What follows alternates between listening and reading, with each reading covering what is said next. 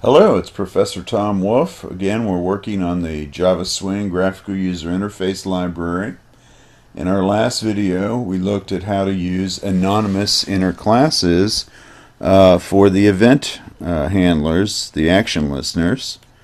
Now we're going to look at how we can use the new Java 8 functional paradigms, the Lambda Expressions, to go ahead and make that even more terse and easier to read.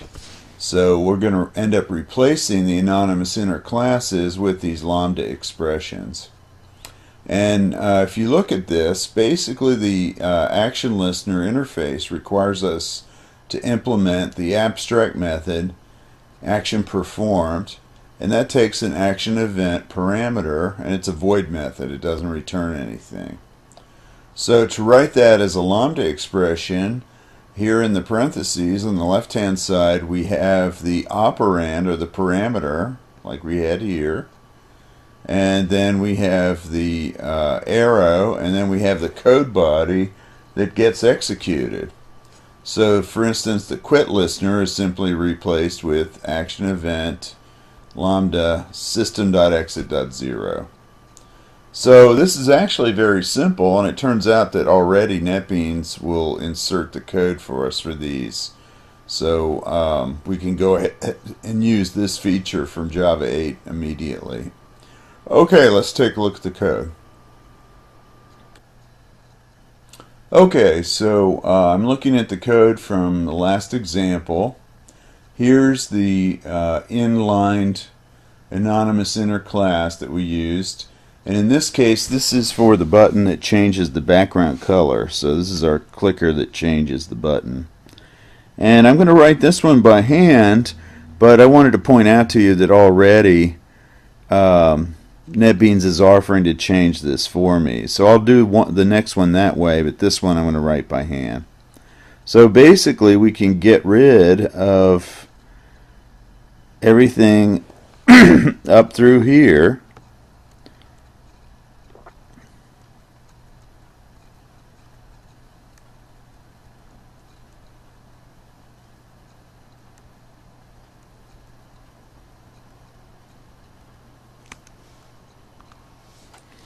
And then see, there's the action event, then here's the code body, and we just need to add our arrow notation in here, and I think we just have an extra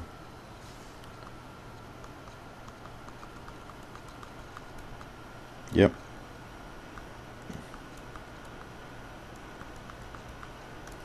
We could probably put that on the next line, actually. So those line up. Let's make it neat. There we go. That looks pretty good. So again, the action event is the parameter of the Lambda expression. Here's the arrow that is part of the syntax. So basically it says apply this code body to the parameter. And then if it did have a return, it would be inside the code body. But this is a void one, which the action listeners are going to be void. Okay? So that's actually a bit shorter.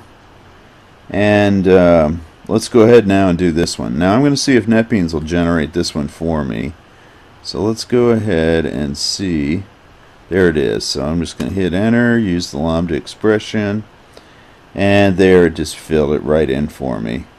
So again, you can see action event, arrow symbol, system exit 0, and there we go. So in the next video, I'm going to show you a different example. It has a bunch more buttons, and I'll write them all like that, and you'll see that it's very concise. Alright, let's just make sure this runs. It's always important to do that. And let's see, hope I'm in the right one here.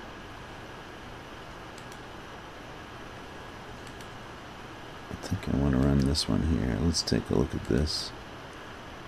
I've got this same file in all these projects, and so I want to make sure that I get the right version here.